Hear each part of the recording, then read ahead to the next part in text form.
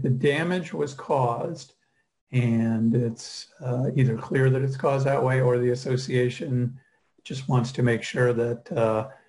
they take care of the unit owner, and there's a gray area of who is responsible, then the association is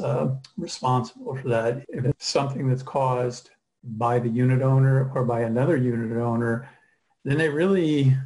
A, they're not under an obligation to replace it, but B, they shouldn't replace it because they would be spending money that they hold in trust for all the people that are within the community,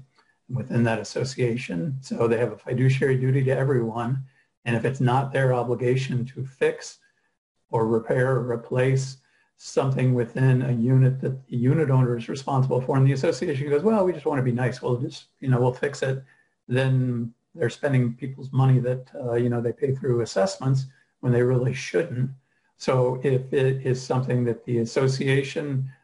is responsible for because of the fact that it was some type of issue that initiated with in the common elements, something the association was responsible for, some type of plumbing issue that leaks within the unit, and the plumbing was supposed to be maintained by the association has to fix it. If it's a close call and the attorney analyzes it and the association goes, hey, what are we looking at?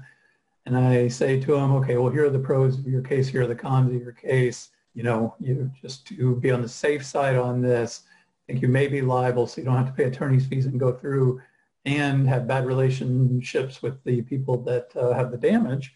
then go ahead and fix it. But if it's clearly a unit owner issue that was not caused by the association,